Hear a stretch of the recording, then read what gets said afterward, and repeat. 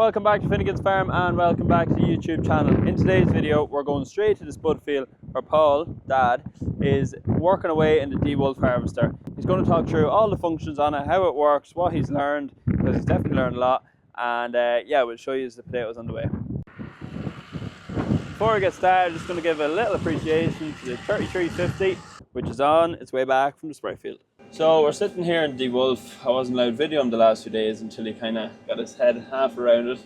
There's a lot of buttons here, is there? A lot of buttons, and I have an encyclopedia of literature here to go through. Back to school. So this is like really back to school for me, but in fairness now, yeah, look it. It takes a bit of getting used to. A lot of buttons on it, a lot of different settings on the joystick here. I'm going through the manual too as always. Now I have been reading a little bit at home at night time, but you get tired there after a while. Yeah. It goes off, but yeah, no, I have to say now it's starting to come together. As we know, this house we got there last year, at the end of last year, we trialled it out with a few modifications doing it this year.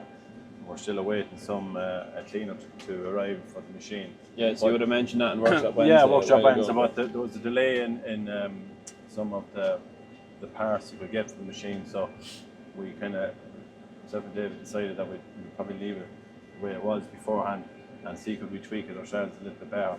Now we are digging some of our early queens here, and so the cleaning system we need. The cleaning system, yeah, it's good. It's good enough for this here, and but maybe we move on to the rooster. I'm not so sure, but his or his at the minute. We're not just sure on timelines now to get. But it was probably a handy way of getting it out, and we weren't under massive pressure. We could get it out, have it working away, seeing what it was really like. Yeah. Without sweating it with trailers and lorries and everyone waiting on it. Yeah, well the worst thing is when you want to go to work and then all of a sudden, you know, it's expected to work more. This way at least we got to do a few modifications. David and fairness put a lot of work into this, and it's a bit of a project for David to kind of get it right. So we have been... And he found out a lot. Yeah, we found out a lot.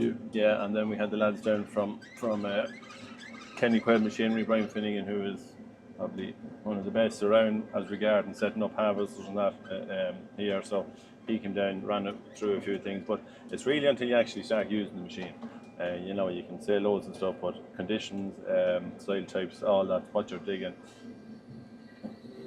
makes a big difference in the machine. So we're here actually digging. This is the last for queens we're digging. As you can see, we did a lot of weed and that coming through the crop. Yeah. We had problems with emergence this past year because we got a lot of rain after it been planted. Yeah, it was kind of the end of the good spell. Yeah, it was the end of the good spell, and I went in for that fabulous conditions. With this field for some reason just didn't perform. So it's not really nice digging a crop where we have a lot of weed in it, but unfortunately that's the way it is, and we just have to go through it and see what we can get out of it. A lot of the crop is small here. Yeah, a lot of the crop is small. There's no point saying. You can see even from the hopper inside behind me there, there's no big slugs coming into it now, but it is what it is. It gets a little bit better as it goes over the field, but that patch there, which I dug yesterday, was particularly bad. Yeah, you could even see it. You could know there was just no stalks. Once you see the weeds just took over.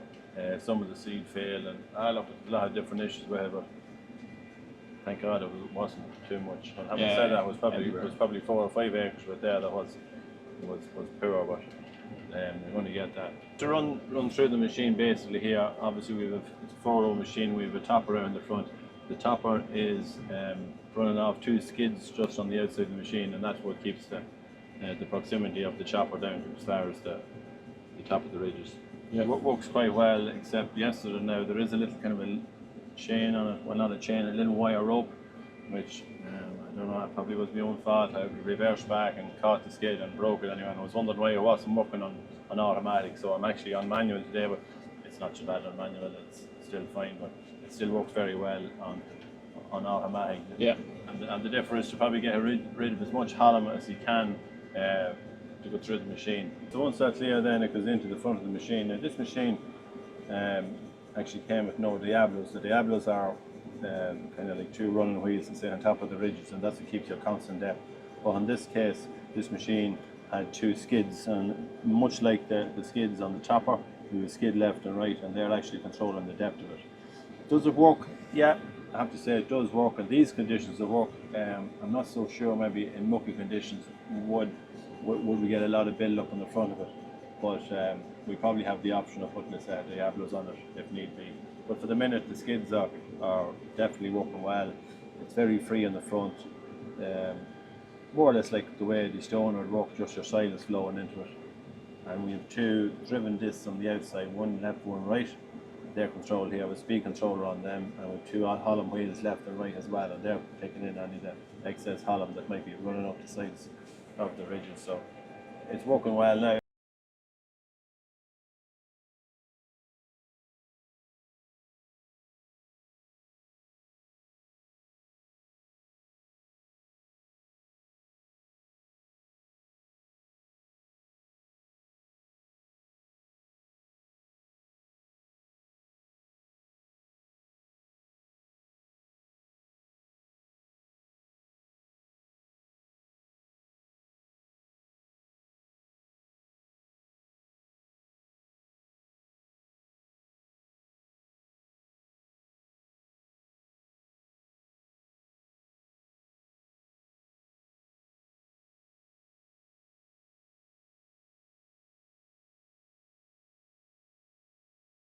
So once it comes up the first web, it's a short jigging web like most hammers will have.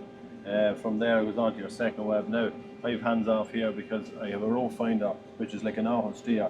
You have two little prongs there sitting into the left drill, so they just sit down into the drill, and then they control the steer on the back of it, the rear wheel as it goes through the drill. So actually I have to say it works very well now. It didn't come with the machine we bought, we got it as an extra. Fitted the other day, and David came in and set it up for me there now, and I can override it as well, obviously, if I hit the steering wheel, and I have a percentage then that I can move it from left to right if I need to be, but it's working very well, and it keeps, once you just keep your hands off the steering, at least then you can look at other functions. So we come into a short jigging web. Again, the first web has agitation if need be. This harvester, then we can actually lift it up or raise it down. So there's two big rams in the back of it, which if I go into, I'm just getting through the screen here, you think I know it all by now, but I don't. So in that then we can lower it up and down. The second web is right behind me here, and I can actually sit down and have a look down, and I can just see the crop flowing through it. Now looking at that, nice bit of clay going up, maybe a little bit deep. There's a few clods coming up there, but we're on a tramline here, so that's to be excused. So once it goes on to that, little bit of shake and agitation going through. On here now, we pick this up on the screen because it's easier. This is my first Hallam extraction, so you'll see there it takes out a certain amount of the tops. It's just pulling them through, so you have a roller, just one going one way and another going the other, and it sucks it out. Now we had an option maybe putting some little fingers in there that might delay it. You see we get a lot of clay coming across it. If I slow the machine down a little bit more here, we should get maybe more days coming, and you probably might see it working better, but see it pulling out that there. So that'll take any grass, and that to me it possibly could come a little bit more forward just to give it, but then you have to be careful that you're not taking out the days as well. So after that it goes from there, and we go into the screen. Now the screens are, in fairness, some job in it here. We have all the different camera system on it. We pull it up, there should be webs coming in, you just see them coming nice and slow. That's on to second web, and then we can change that again. This is on to the extraction and onto the third web. So we still have a nice little bit of clay cushion going through there. From there, it runs onto what they call an S web system, and where it goes right back onto a Hedgehog. Now a Hedgehog is like, well, I'll find the Hedgehog here now. This is the Hedgehog here. This Hedgehog here, that's my last web coming through, is on this Hedgehog. This will take out any excess Hallam or any small bits of clod, will take it down. Now there's a running speed on that. Must be going a little bit quick there at the minute, but I was in a little bit of dirtier ground earlier. Once it goes on that, then the potatoes fall down, and they fall down onto these dolmen system. Now, where is the dolmens? Let's see, it's not that one. Ah, here we go. So the dolmens, once I highlight them, yeah, there they are, the dolmens. So once it's coming off that bag web, down onto this web, and straight onto the dolmens. Now, they're going, one is going one way and one is going the other. So basically, it's like a cleaner working, and this machine works in, say, the spirals on this one here. This is smooth on spirals, so it's able to take out the excess dirt and hollow to a degree. If we look into the the hopper here, we still have a nice clean enough sample, but we still have a little bit of stalks coming through.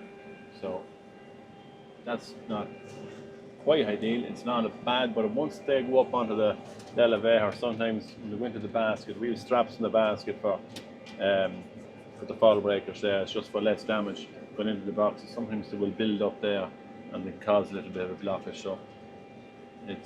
So I have an overriding button here on this when I come to a tramline there, because the spare track is running out. I can lift this manually. Once I lift it manually there, just roll it out and turn it off.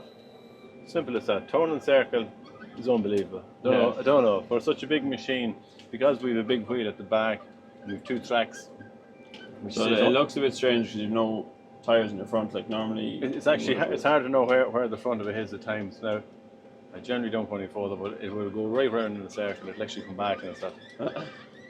It's a bit. The handiest way to describe it is nearly it's like a forklift. Yeah, it's like a forklift, exactly. So yeah, very manoeuvrable now. Yeah, just on the corners, it's great. So once we get ourselves up for the row again, I row in, hit my on button, go into the auto, and then it should start. Put my topper down, put my auto steer on. Happy days. So at that stage then, I'd generally be reading the manual here as I go along. I think I got to, I don't know what page I'm on yet, but I've still a lot of pages to go because there is some amount of functions on it that I didn't really know they were on it when we got it. The bunker itself then is like, it's automatic, so it can fill itself. Once you take it out of this mode and put it into this mode, it should fill itself out. It hasn't been doing it all the time. So I can actually turn on the bunker from here. You can see the potatoes are starting to go in and I can watch the bunker. But it has done it a few times so there's obviously something I'm not doing right. Your functions over here, we've manual override of the front topper, we've manual override then of your front chair, we have synchronized webs together, we have your engine speed, we have a reverse of our Holland rollers, we have a reverse of our Dolman rollers, we've up and down then of to fold the bunker in, fold the bunker out. So it has all those functions. The camera system is here, 1, 2, 3, 4. I can highlight them whichever way I want, and even if I hit them, they should come up on full screen. So yeah, nice little functions on them there, on the cameras. And you really do watch it by the cameras because every different crop you go through, they'll be setting up a little bit different. Yeah, so that's really it now. I'm just trying to get my head around the whole lot of it here, getting the buttons to do all the correct things. We have a series of hotkeys here for different modes on it. We've on or off of our dig and share. This is up and down of my front chopper. This is up and down of row in, row out.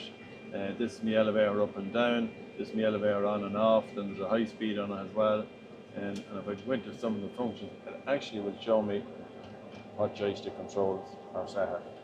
So you're obviously a bunker chain fast, bunker lower, unfold Holland chopper. So we've all the functions there. There is another one, hotkey in as well, which is an extra function.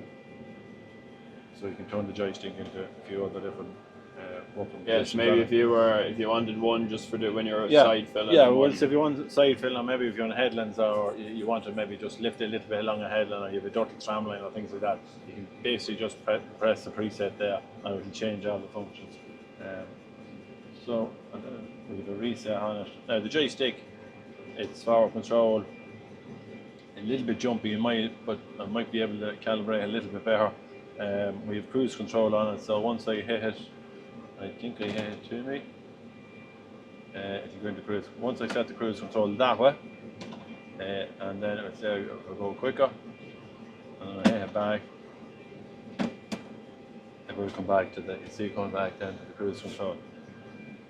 So we always fill the firebox first because we have the catwalks on the side of them. Just means then once you fill the fire one, they can hop into the box to level it off, and then they can use the sidewalk catwalk then for topping off this side to level it off. And then it also makes it easier for you because yeah, if you overfill a box on this side, you're guaranteed to overfill the box on the far side. Yeah, now you have good view of the full chute there when you are emptying. It also depends on how clean your sample is. Yeah, like exactly. Yeah, that's a really. You see, with a little bit of stock coming through, you might have a little bit of a blockage on one side of the basket, and obviously the flow to the easiest route, so they might fill. They can be filling the near side of it there if I look. So you have to kind of compensate that. And then if they're really mucky and there's lumps of clay, it falls nearly as a big lump, and it might just as you're nearly fill. Yeah, it can come right down. And it's also very hard to level them then when it's clay and that's spuds. Thank God I don't have to level them, Cathal. I was just going to slag you, being like you wouldn't know that. I just have to put them. I spent my time with that, so I know all about it. I know what it's like. And it's even the lads, we did try yesterday side filling, and takes a while when you sometimes new drivers who haven't side filled before, because you see the way Mark is pulling that out because he knows that.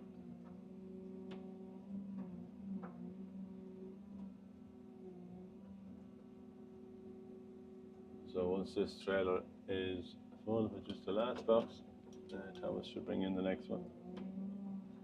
And where are these potatoes going? So next question. So these are going home to, these greens are going to be used, so that's why we had a little bit of a shower there. Now if they're going for store, we wouldn't actually dig, because we wouldn't take the chance on them, but they'll be going back to be, oh, he wants more on that one, right, fair enough. How much more is the question?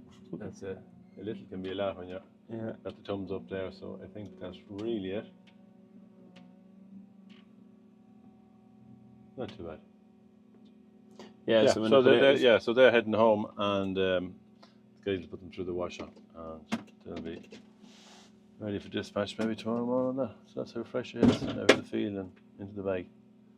So once we have this, we have another load of queens here, and then in the farm field, then we have some rooster planted just in the headland. So we need to get that, and once that's this farm finished, then we move on to the next one. We are going to store on Monday, so we have queens, or we have kirschpinks that are ready to harvest, and they're ready to store, so we should be working on them next week. So it'll mean then that we probably we'll be probably 2 if not 3 weeks ahead of this time last year, which was a very good year for harvesting as well. But things seem to be a little bit earlier again this year. Potato crops, it's very hard to know still where they are in main crop. Some good numbers on some stocks and some very average numbers on the others. So yes, the planting probably this year helped. Like you were in earlier than you were. Yeah, we're in earlier, but then we had a very slow emergence of a lot of tubers coming up. There was a difference between 4 and 5 weeks of some of the potatoes getting above the ground, like, which is quite unusual. But it's just the way the year went, where it had been so dry so early, and then we had bouts of heavy weather as well, weekends of a lot of rains. On your right, Tom. There's me communications manager there, just making sure that the road is clear before he goes out. It's good to see, and that's the beauty of the radio phones. You have so much direct communication straight away. You're not even, it's instant, like you just ready to go. That's it. So he'll just reverse it now, which means the tractor wheels will be kept clean. Trailer wheels will be a little bit dirty, but I have a track made there, so it's not too bad. Not too bad, yeah. So as you can see, the Dewulf is back in the workshop here. It made it home. Here's Mick, and it's back in. The lads are going to inspect it, see if there's any problems with it just before it goes out again. And I'm sure you'll see it on next week's Workshop Wednesday. So that's all from Finnegan's Farm this week. Hope you all enjoyed. Don't forget to like and subscribe. Keep the subscribers coming in. Come on, come on. And we'll see you all next week. Good luck.